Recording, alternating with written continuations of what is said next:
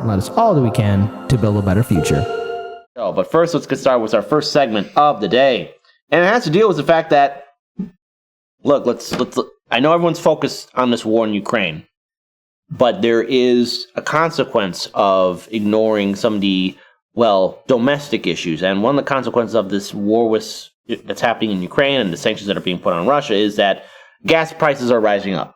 Mm-hmm. This is a fact. And in some parts of the country, it's $6, $7 a gallon.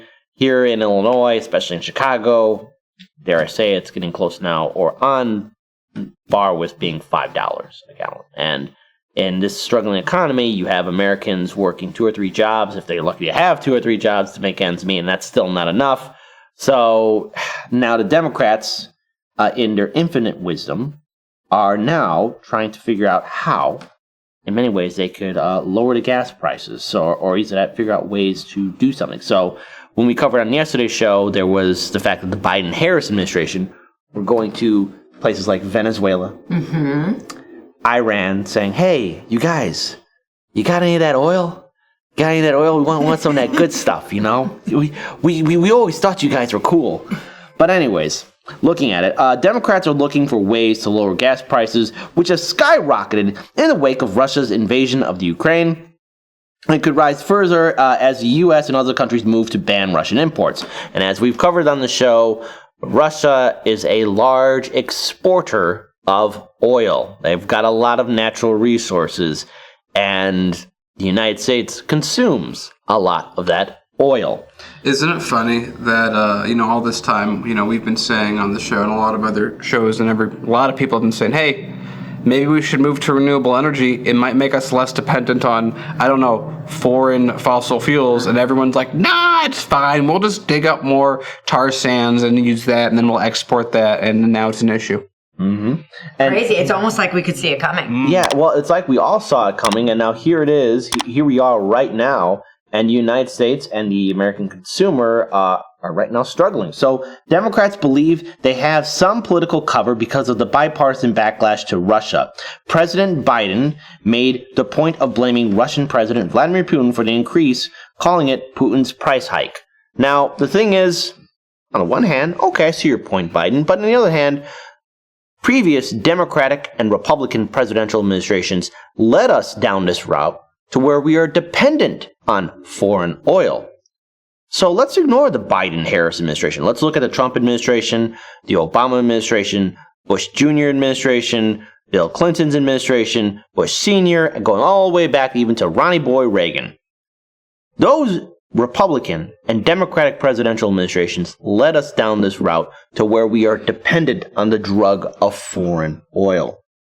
It's not just Putin. And I get it. Yes, Putin does have some blame to it, but the American presidents, both Democrat and Republican, did this to us. They're the ones that led us down this road. And isn't it just fascinating? I saw people mentioning this in chat as well, but isn't it just fascinating that there's a war and all of a sudden oil immediately jumps price, even though the supply chain takes a while for oil to move through. So there's oil actually, still moving towards the U.S. So just amazing that prices moved as quickly as they did. It's almost as if a deregulated market is taking advantage of the chaos of the situation to inject their own price increases that they can then mask as being behind the war. Right. Continuing on, but they're also taking a kitchen sink approach as they mull possible steps that Congress, the administration, or even oil companies could take in acknowledgement that there are few easy answers for the party that could create immediate relief for consumers. Well, how come we never implemented this stuff before? Asked about his message for Americans on gas prices, Biden said they're going to go up. Yeah. Jack. They're going up, Jack. They're going up, Jack. He's a straight shooter, that Biden. Can't do much now. Russia is responsible, Biden said. Asked what he could do about it. The high prices and the threat that they could go higher. It just kills me. I just want to interject, right? Go ahead. I've done a lot of leadership training in my life. And man, our leadership in the United States is just awful. They miss the mark 100% on like the number one quality of a good leader, which is taking responsibility. It's just always like, who can I blame? And every time I can't not hear it when it's in a sentence, even if there is some truth to it. Like, okay, yes, there are circumstances that are happening right now that are not in, Biden's control. Russia did invade Ukraine. Okay, that is the truth. But just the flippancy of it, right? Well, it's Putin's fault. And it's like, Putin's fault. Okay. Well, as you know, the most powerful people in the world are Vladimir Putin and Jill Stein and who am I missing? Susan Sarandon. Yeah, Susan Sarandon. And it's as if there was, like, to your point earlier, I guess, Daniel, was like, and it's as if nothing else it was happening before, 2 weeks ago when all of this started to unfold. Right. I'm gonna try and be proactive. I call on Susan Sarandon to lower the gas prices. It's about time. It's about time. Jill Stein, you can jump in if you want as well. Jill Stein, Susan I think Sarandon, both of make you it can happen. overpower Putin. Yes, they could punch Putin in his Putin. So there you go. Let's make it happen. Putin him in his place. Yeah, putting Putin in his place. There you go. Say that 3 By the times way, fast. when you were going to talk about leadership, I thought personally in America, leadership was all about how many ways you can interject the word bald eagle into a speech. Yeah, there you go. Yeah. Or freedom and liberty. Now, continuing on, Democrats are acutely aware that the same Republicans who have been clamoring for the Biden administration to ban Russian oil will turn around and attack them if fuel prices rise. Well, no duh. Is the sky blue? Is water wet? These are facts. Now, Senate Republicans signaled that they view gas prices as a crucial line of attack heading into the midterms, where they could win back control of Congress. They also go on to state, I expect our Democratic friends will now try to blame the entire increase in prices on our efforts to punish Russia. But don't be fooled, said Senate Majority Leader Mitch McConnell, Turtle Boy Mitch. This was more than a year in the making, which actually, I hate to agree with him. He is kind of sort of right. But remember, these are Democratic and Republican politicians who play the screw around games. They might signal some truths here and there, but there's always a bigger agenda. And no matter how the midterms will play out, whether it's the Democrats who win or Republicans will win, nothing will fundamentally change. And you, the consumer, are still struggling. Don't freak out. It's not over yet. Well, and the other piece of it is Mitch McConnell is strategically in place such that these sorts of things and a complete stranglehold on any policy to actually move forward is created. So, I mean, it's all really created like by design in that way. Now, the thing is, gas prices were already on the rise before Russia's invasion, but Democrats are galvanizing It's all Putin. Can't say that. Oh, right. I'm sorry. But no, this is a fact. What? They were on the rise already. And the thing is, Democrats are now galvanizing on bipartisan backlash to Putin's invasion to try to put the blame on the entire price hike squarely on the Russian president. Now, the thing is, does Putin have some responsibilities towards this? True. But the prices were already on the rise. Now... And it's not Putin's responsibility to keep our gas prices down. No, That's it's not. What the fuck? Why are we having this conversation? Like, okay, go on. No, Really the thing is, folks, and I want to share this with everyone right now. We actually have an awesome video from Case Study QB. It's about 6 minutes long, but it's from Fox News of all places. Now, here I listened to her. You listened to me, listen to this. Listen to it the was video. actually the other video that you were listening to me listen to, but it's all Yeah, but this is depressingly entertaining. This is madness and stupidity at the highest order because, again, when we look at energy here in the United States, this will be a key issue that Democratic and Republican candidates will be talking about. But I need all of you to understand that we have never once been energy independent, and this system, we've gone through this so many times, this roller coaster of the price hikes coming up and down in regards to the price of gasoline. And this is evidence on why we need to rebuild our infrastructure and rethink how we use energy. I mean, to Daniel's point, if we go up to the moon, mine the moon for helium-3, it could provide energy for this country for 1 full year. You don't even have to mine it. You could literally just take a dustpan and a broom. Just get 1 pound of it. It's like, last numbers I remember, it's like, 1 to 3% of the moon's dust is helium-3. So, there you go, folks. Or you could just dig for ancient bacteria. Yeah. which sounds a little bit safer. But anyways, again, huge And shout. easier. Which In some ways. You know, we have this giant fusion ball producing a lot of energy.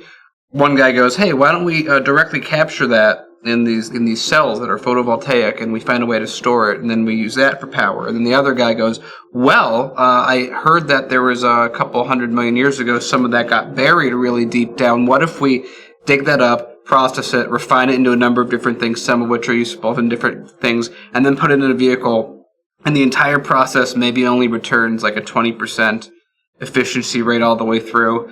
That'll be what we do. That's what we'll do. That's the trick. We'll do. That's the trick, folks. But again, look, when we play this video, it might cause some of you to laugh or be enraged. Huge shout out again to Case Study QB. Be sure to follow him on Twitter. Faze, if we can, let's play that video. The supplies of oil and gas to the let me finish. Let me finish. An executive order is Peter, first week that halted new oil and gas. Let me give you the facts here. There are 9,000 unused approved drilling permits. So I would suggest you ask the oil companies why they're not using those. Can we just pause there for a second? Because David Asman of Fox Business is having quite the expression and response to that. So just jump right in. The audacity. Thank you for being here. The audacity to tell Peter Doocy that facts can be inconvenient, and right after she says facts can be inconvenient, she misrepresents the facts. She said we have actually produced more oil. It is at record levels. That's not true. We are now producing in the United States 1.5 million barrels a day less than we were in December 2019. We are not at record levels. We're way below record levels, which were at the end of the Trump administration. That's when we had this extraordinary burst of production and became energy independent. So that's not true. Also, they're trying to lay the gas. Energy independent. Mm-hmm. Kira, did you know we're energy independent? I can't remember when that happened. I might have to Google that. Daniel, did you remember when we became energy independent? We didn't get any oil from overseas? I mean, we could technically do it now, but we want to export so much of it, we can't. Yeah. We could also make the U.S. more fuel efficient so we don't need as much, but, they're speaking in facts, and clearly none of us are. Oh, and by the way, hey, audience, let's have democracy in the chat. Type 1 if you knew we were energy independent. Yeah, right. Type 2 if you're like, what world are you living in?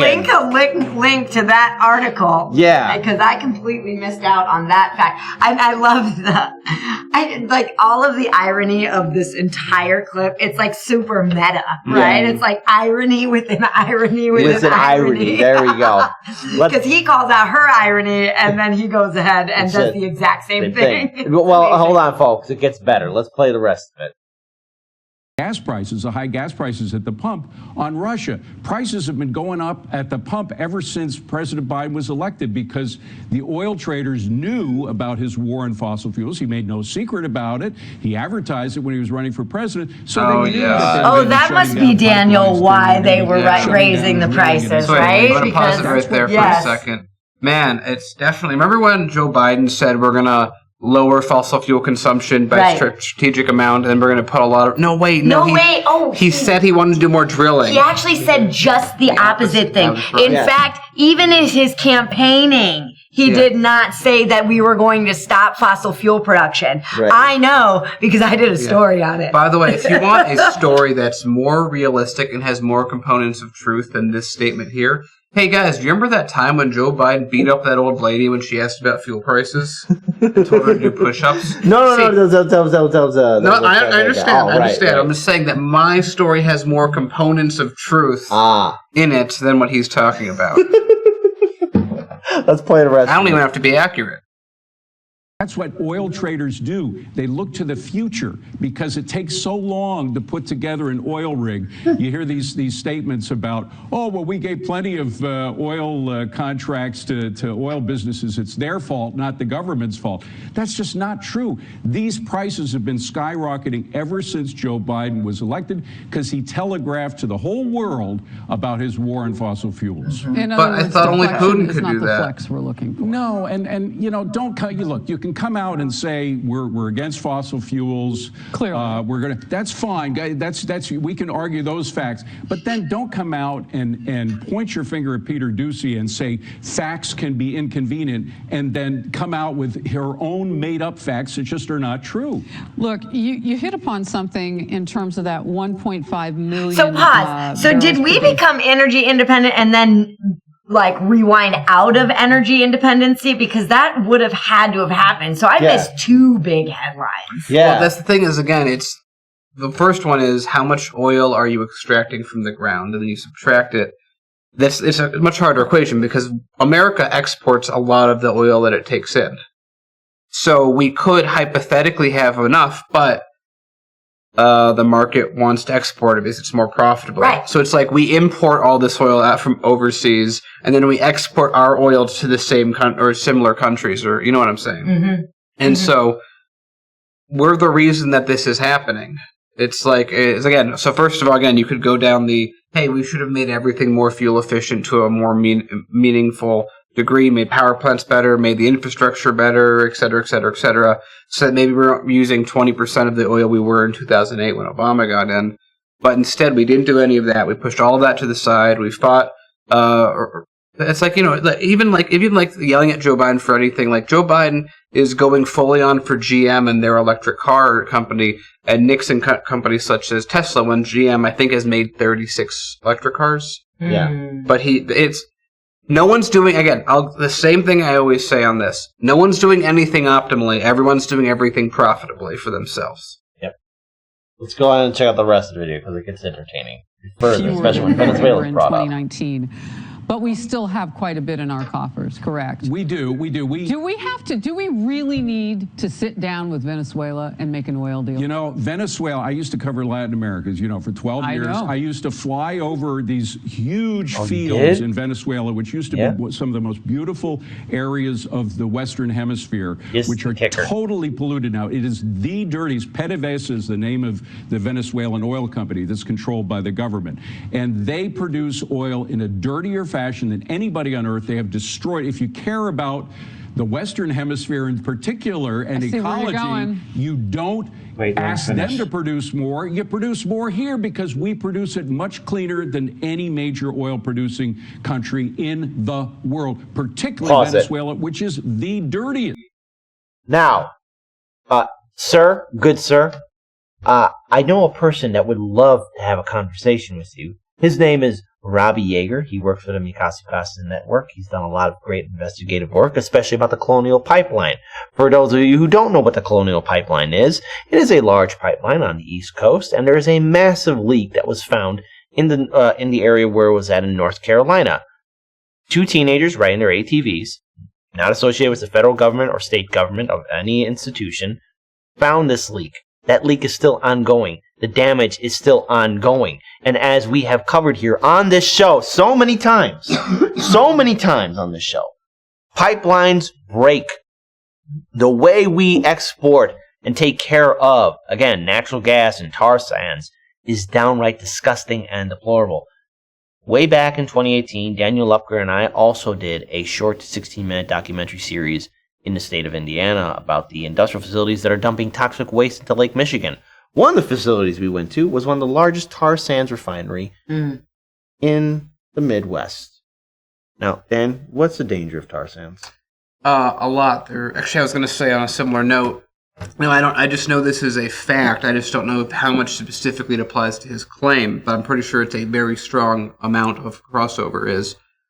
Venezuela has a very specific type of very heavy crude that's very hard to process because it has a huge amount of contaminants in it that most other oil sources don't have. Mm-hmm. So to say that it's the most polluting, I wonder if he's fudging that stat of it. Mm-hmm. Because it's not just a matter of wanting to get oil extract. Everyone wants to make the most profitable extraction. So you're going to pull the most oil out. You're going to be the most efficient you can just because it's the most profitable way you can do these things.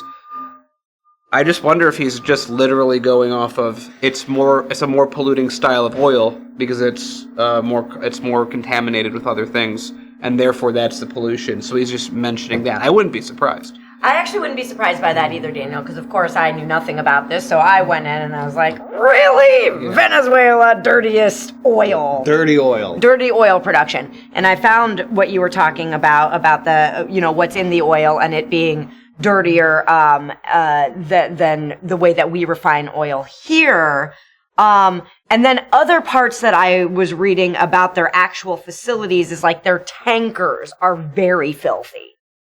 So I don't know if that dedicates them as a filthy producer of oil who also produces filthy oil, but I also make the argument too that the sanctions impacting Venezuela is also hindering its ability to clean up the way they produce oil. I thought that was going to be the point one of you two was about to make. Yeah, because sanctions, that's a thing, folks. Sanctions plays a role. So let's play the rest of the video, because again, what I'd like to say to this gentleman is, remember, American oil companies have made epic disasters on one too many occasions. Case in point, what happened in Ecuador with Chevron. Let's play the rest. It also happens to be a narco-terrorism state, so you're substituting narco-terrorism money for Russia money. I don't know which is worse, but it's not a great idea. So 2 follow-ups real quickly for you. The dirtiest producer, is there any way Biden wouldn't know that and his administration? Somebody in the administration should know that. Look, this is an attack on domestic oil inconvenient production. Wait, pause it. I gotta pause it again. Okay. So Fox News' statement is, Joe Biden's terrible because he's not pulling enough oil out of the ground, but he's also a jerk for trying to pull more oil out of the ground. There you go. Play. Okay, inconvenient facts. No, he didn't tell the American people that when he was getting ready to sit down and do a deal with Venezuela. No. Those would have been the facts that Americans might want to know about. My second question is, if we have some in our coffers, we can get things up and going here at home again. It may take some time, a little bit of time.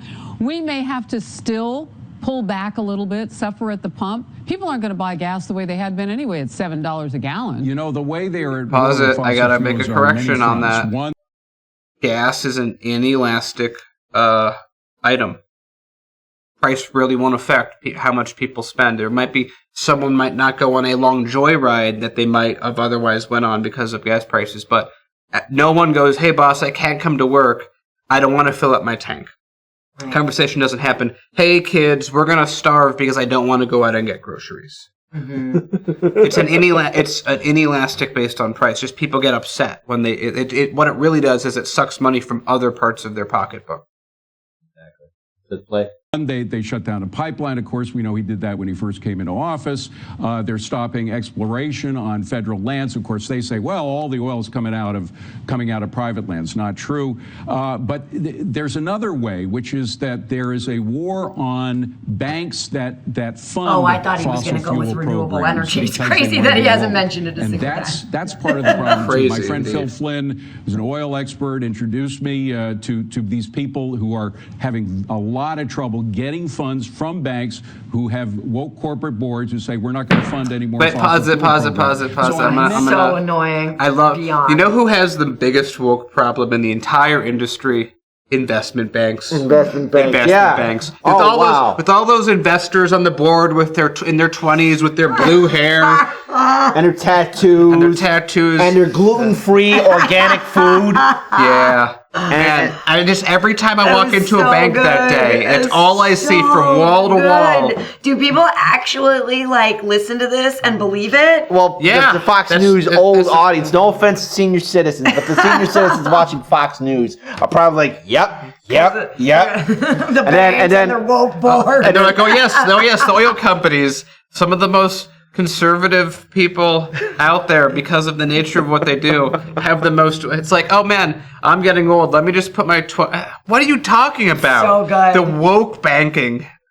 That's something we got to put this. We got to put a sticker on that, or something. We got to make some items out of that, preferably out of plastic. Also, one other thing here too, folks, that I just want to bring everyone's attention to: this whole idea that there's this woke control board over corporations and banks.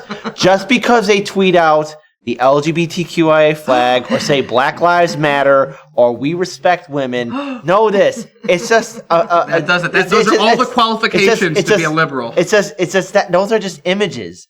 Remember how all the corporations, including the FBI, tweeted out on Dr. Martin Luther King Day that, hey, did they still talk about him the day after? Yeah, probably not, buddy. So anyways, let's see what the rest of this jagoff has to say before we end this segment. Many fronts this war on fossil fuels is taking place. But the key is when you're going to a place like Venezuela that pumps dirty oil, pollutes the environment far more than any of the U.S. companies do, you should be drilling here. If you care about the economy and if you care about the consumer and if you care about the environment, drill here. By the way, I want to bring depending on what you're into. I want to bring this back to the original part of this segment. This is happening because they felt one of the reporters was undercut when talking about having more drilling rights. What has this guy just said? We need to drill more domestically. So, in the big picture, they had a talking point at the White House, which was, we need to drill in more locations. How is this guy rounding out this segment? And therefore, this is why we should drill more in U.S. locations. There you go. Yeah. All mean, and just a couple more points to finish this segment. They just missed some major points that I want to make sure, I fill in the blanks. We were talking about rising oil prices before this all happened. A lot of what was in the news at that time was how OPEC was actually manipulating the price of barrels of oil. So it's not food. Directly preceding all of this. There's just so many elements that go into something like an oil price, that to simplify it, honestly, in the way that this dude did here and Ducey did, in the press room, is just insulting. It's just insulting.